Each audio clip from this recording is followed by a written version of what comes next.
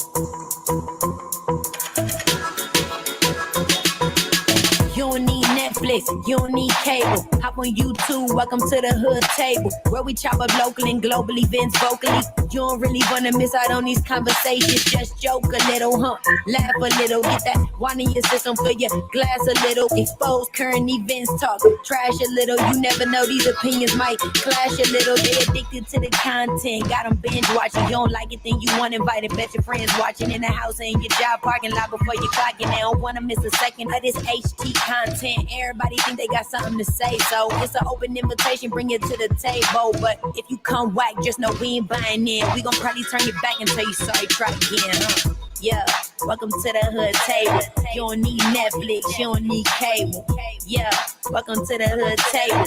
You don't need Netflix, you don't need cable.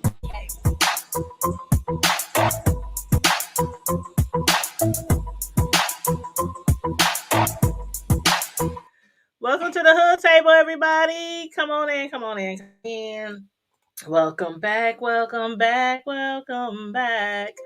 We are on our 9th episode of, what seems to be now one of the most favorite shows of mine, Belle Collective. Season 1, episode 9 is almost,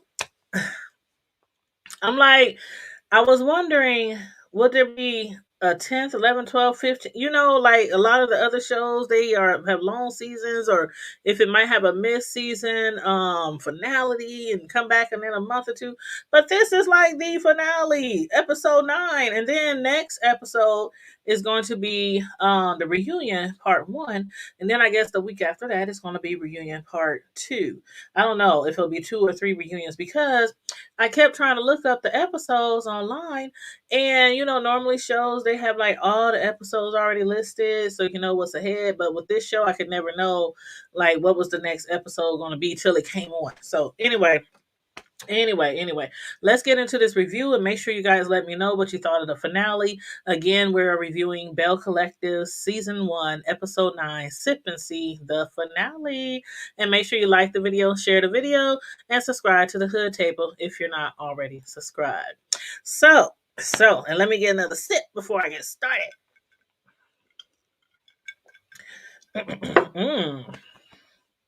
So, again, we are at the couple's dinner at the beginning of the episode. We was at the couple's dinner scene, right where Marie walked into the room with a much younger man. A younger man who looks nothing like her, Sadie. And while everyone was blinking their eyes, holding their breath, clutching their pearls, Marie just walked through there as if it was just another day, like she was with just another man. And of course, her homegirl, Letitia, was the only one forward enough or bold enough to ask, "Who the hell is this, sis? And where the hell is Cedric?" Marie responded, "Cedric who? Cedric where?" You know who they talking about, girl. Letitia was like, "Well, where is your whole husband? That's who, bitch. Don't be acting confused now. Like, when did y'all go through a separation? Because I don't remember Letitia and Marie having a conversation about that. I remember Marie and her partner, her friend Essie, discussing it and dropping off Cedric's clothes or his belongings at his house, putting them on the porch or whatnot. But Letitia was like, "Did you go through a separation? Or are you really even separated, Marie? Because remember, the boxes that she dropped off, I only saw 2 boxes. If y'all saw more, let me know. I only seen her drop off 2 boxes on her husband's porch, on his doorstep, at his crib." So I'm like, is he really moved out because that's all he got? Was he really living there? Was y'all already separated? That's my question. But anyway, Letitia, she had thought that maybe that new guy Darius was possibly an escort. I was like, "No, girl, that ain't no damn escort. That's her side nigga, girl." And Latrice, who Marie still has an issue with, was just slanging her hair around. She was like, just kept slanging and flicking her hair around, looking like, "Well, isn't this just wonderful?" But besides Darius, you guys, What was really shocking was when Letitia's husband stood up telling everyone how he felt like he was being left out of his wife's, business ventures. And because of that, he had asked her to sign a contract giving him 50% of any earnings, which she in return decided to give him 51%. And we already knew she was going to do that. But instead of him seeming satisfied with the 51%, he said he want 100%, 100%. And man, if y'all thought that the ladies was clutching their pearls before, when Marie walked in with Darius, they were all about to pass the hell out. They was holding their breath after hearing all that. Even even Letitia's husband, he was like, breathe, baby, about to hit her on the back, breathe, baby. I was like, no, he did not say that he wanted all your coins, Latrice. I mean, I'm getting their names mixed up. Latrice, Letitia. Because I'm just like, to be completely honest, she'd be lucky enough herself to recoup anything after having to spend over $2 million just to get the building code, building up to hold on Paris Street. And she ain't jumped up out of her chair yet. She ain't said nothing. She was just sitting there looking like, I would have been all up in that nigga's face talking about, I don't care how fine your sexy chocolate ass is. I wish a nigga would. I wish a would. You ain't about to get all my bags, bro. You ain't laying the pipe all like that. And you only home 2 weeks out the whole damn month. Man, Letitia just sat right there. And see that right there, though? That should have told me that this was a whole setup. Because Marie was way too damn calm for me. Like, can we all say scripted? Because right after that, I'm telling you, he was like, I don't want all your money. I don't want 100% of your coins. I want 100% of your love. He didn't want all her money after all. I'm talking about basically that was like a test to make sure that she loved him enough to want to include him. Like, but my thing is, when it comes to businesses and you marry, isn't all the new money, the new business ventures and stuff like that, isn't like, I don't know. Is his money, her money, they money? I don't know. I ain't never been married before, so y'all school me because I thought that's how I went. But anywho, then he dropped down to his knee and proposed to her with a brand new wedding ring. And of course, then everybody in the room was like, "Oh, that's so sweet." Neither Letitia nor anybody else in there was no longer studying Maria and her young tenderoni anymore. They was like, that's old news. Letitia was like, hell to hell with Maria and her marital issues. I was getting married again, bitches. I was married now again. But for real, y'all, you can tell that they are still truly in love with one another. Even after so many years, they still got it. They still got it. It's easy to still love someone, after so many years of marriage, but to be in love, that right there is the most beautiful thing and what everyone desires. Hey, but I'm still looking for my husband, so anyway, Kaylon, she had, that's Dr. Antoinette's friend. She had invited over to her crib Latrice, Antoinette, Melanie, and a few other folks. But before I even go a little further, child, please tell me why I thought that was a dog up in there. I was cracking the hell up when Melanie jumped back when they were trying to put that damn goat in her arms. I was like, hold up, wait, what the hell? I was like, where my glasses at? Because I didn't even have my glasses on then. I was like, where my glasses at? I thought that was a dog for sure, y'all. But seriously, when I was watching the TV, I was like, jotting down my notes and everything, taking down my notes on the shows to do this review. So I wasn't really focusing in on that damn farm animal. So, I didn't even realize that it was a whole damn baby goat instead of a puppy. That was until Melanie almost jumped out of her skin. She was like, I get that thing away from me. And then I named the goat Capricorn, which of course, obviously, most of y'all know that, especially me because I am a Cap. But a goat is the zodiac sign for Capricorn.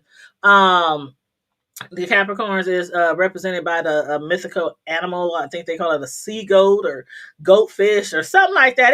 It's a goat, doggone it. And although I am a Cap, ain't no hell I'm gonna bring down home no doggone goat as a pet to match my sign. Mm-mm. I'll take the puppy for 500.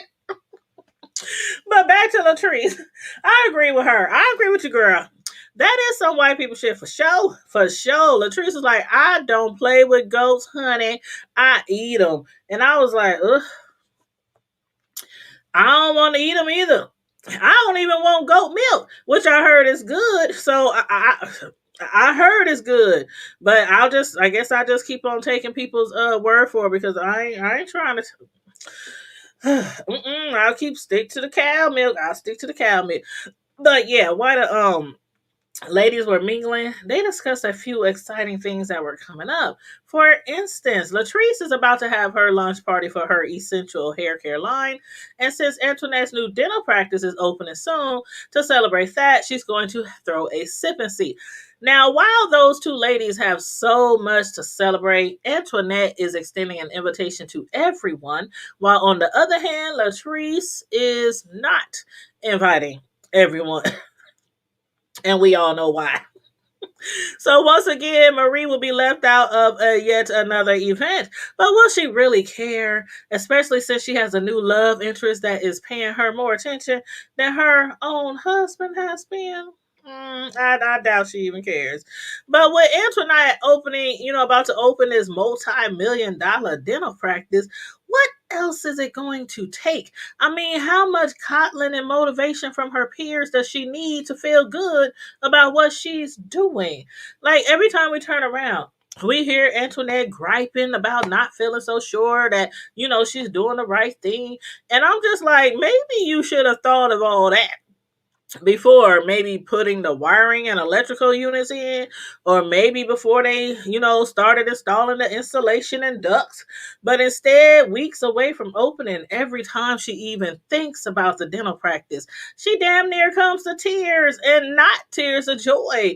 Like, I can see anybody opening a business to have some jitters, some concerns, needing or asking for advice. But she was looking all depressed every time she talks about it. She just be looking all depressed and scared and shit. And that was beginning to make me wonder, is she as great as a dentist as she claims? I don't know. But I guess after spending time with her girls and Capricorn the goat, she feels a little more confident and accomplished with herself. But moving right along. Let's talk about Bessie and Mary. Bessie and Marie. But um Antoinette and Latrice, they're not the only ones that got something to celebrate.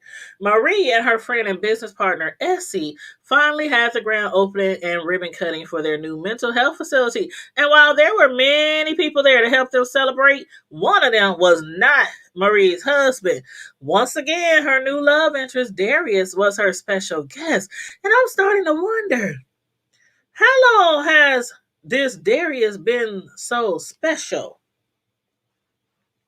She said they used to go to school together. They knew each other way back when, or I guess always kept in contact. But how much contact is the question. Anyway, Letitia was like, oh, I see what it is now. Marie done up and got her a whole new tree to climb, y'all. Because that man is tall as hell. I'm like, he is so tall. I'm like, oof. But anyway, you know how them basketball players is. At least I know what I heard. Along with them big feet. But anywho, that's just what I heard. I ain't never had a player. I ain't never had a ball. I had a baller, but I ain't had a basketball player. But anyway, it did surprise me, to find out that he used to play pro basketball as tall as he is. But child, he had Marie smiling ear to ear. She was just a glowing. I mean, she does look like, she's much happier, feeling a lot of better about herself than she ever did, at the beginning of this season. And I still think that's her and her husband issues kind of played a part in how she was treating certain people on the show. I don't know. That's what I think. That's what I thought. But y'all let me know about that. Um, But later on, during lunch at a soul food restaurant, Letitia had asked Marie, was she going to Antoinette's sipping seat? To which Marie said yes, because she loves to support other female entrepreneurs. And I'm like, do you? Do you? But then next, Letitia went on to express how difficult her efforts have been to revitalize Paris Street in honor of her grandfather. She no longer knows what to do after not getting any calls, any return calls from her business contacts. And I believe that so far, it seems to Letitia that those who were once on board are now just slamming their doors in her face. I don't know if it really has to do a lot with the mess that was occurring at her, events, her brunch events. So I don't know if the man, well, who the heck was that man? I can't remember his name. I can't remember the name of the man.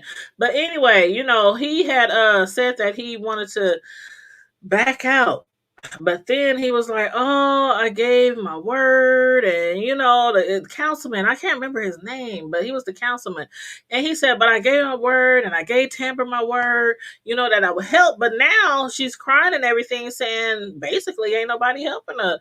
So Marie, as a friend, she was there to, comfort her and everything, basically telling her you might be delayed, but you have not been denied, because maybe this is just not the path that God put you on. And you know how it goes, what's meant to be will be. To which, Maria's right.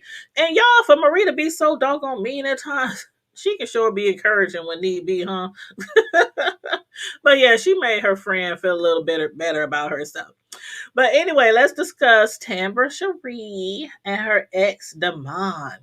And let me just start off saying, once again, how much I literally cannot stand the sound of Tambra Cherie's voice.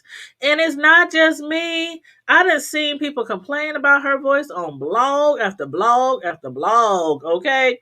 It's like she has this squeaky, weird Valley girl wannabe kind of voice. Not Valley girl, but wannabe kind of voice. Like she sounds like no other Mississippian down there in the SIP, okay? I don't know where she from. I forgot.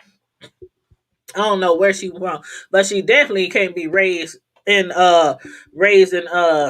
Jackson, Mississippi, or any part of Mississippi for that matter. Do they got Valley girls in Mississippi? I, I don't know. I'm gonna ask my homegirl Deanna Urban, the other YouTuber, my fellow YouTuber. We trying to get together, by the way, to do some reviews together, maybe possibly on this show on Reunion 1 or Reunion 2, within the next week or so. But I'll keep you guys posted on that. But anywho, I hate how she sometimes over exaggerates her words. Like she over exaggerates the pronunciation of her words sometimes. For example, when she talks about her eggs or anything, she's like, I froze my eggs, which I want my ex-boyfriend, Demon, to fertilize for me. Child, and that doggone lipstick. Like, where in the hell are her real friends? Because there ain't no way I'd allow my friend of her complexion to walk around in that pastel, hopscotch, chalk stick, dry ass looking lipstick. Ain't no way in hell. Them girls on this show is not her real friends. I'm like, come on now. Who is doing hair and beauty up in there? But for real, y'all. For real, her ex Demond, he already knew that she had like a half dozen of her eggs sitting somewhere on a shelf in a freezer. And along with her age and her ongoing issues with fibroids, she needs a little help to conceive a child. So this episode, she finally asked him what she's been thinking all along, which was, will he be her sperm donor? To which he said he'll be happy to. He'll be happy to give her eggs some companion.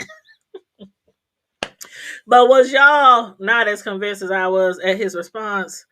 Did he really seem sincere I don't know, y'all. I do not know. It kind of sounded as if he was thinking that, we on camera, so maybe it would be best for him to say yes as not to embarrass her or hurt her feelings, because I would hate to see how she would have reacted if he said no. I would hate to see that, but I guess we might find out, at reunion part 1 or 2, if it really happened. But anyway, last thing I want to discuss is Antoinette's sip and see. Antoinette, she had her sip and see. It went well. It was another successful event. Actually, all the ladies seem to have successful events. This episode. However, I didn't quite understand why Antoinette chose not to wait until her dental practice was completely finished, or at least until the bathrooms were installed. Like, how are you going to have a whole event with food and drinks, along with a band for dancing, and no place for the guests to relieve themselves? It don't make sense. It did not make sense. Like, are they supposed to up and leave and come back, or maybe use a porty pot, which was probably hidden away somewhere for the construction crew? Shit, it was probably just on the other side of one of those incomplete, unfinished walls. I'm just like, okay. And they was drinking champagne and wine and stuff. Come on now. No bathroom, nowhere. But anyway, facilities or no facilities, the show went on. It seems like it was a success. Like I said, it seems like it was a success, and I think it was, because I was a little bit concerned, because this was the first time that Marie and Latrice have seen each other since Tambra Cherie's birthday party. So I was surprised at how well Marie was controlling herself from going off on Latrice. Plus, Latrice wasn't trying to clown up in there due to her zaddy, attending the event with her. But while the function was going great, why did Letitia think that it was the right time for her to be a Debbie Downer? I said it. It was not the time nor the place. That moment was supposed to be all about Antoinette. Yet Letitia, she just had to tell everyone, let everyone know that her Paris Street plans are failing. Things are not going, so well right now. So was that more of a plea for support from the ladies, and or from the guests, instead of just filling them in?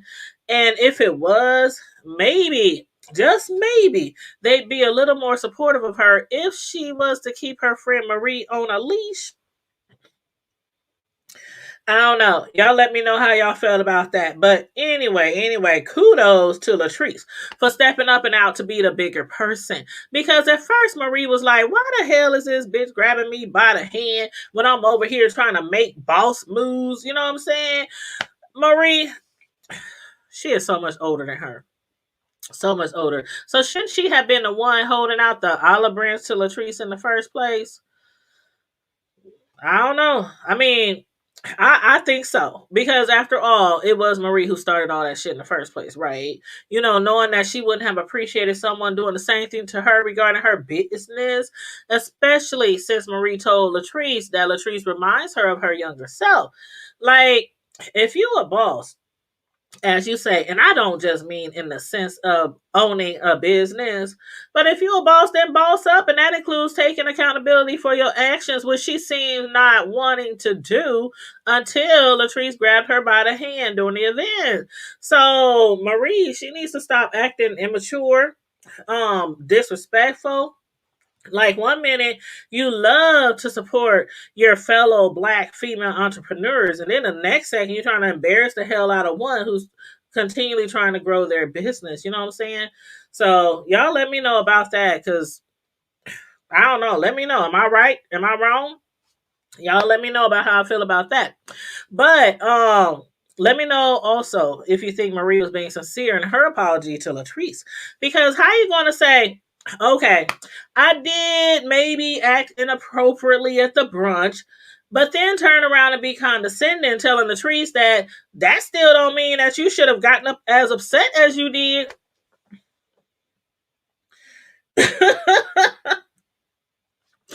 And I said, I hear a lot, especially on YouTube, how people say you can't tell people how to fight back. Like, you can't hit somebody with a rock and tell them not to bring a gun to the party.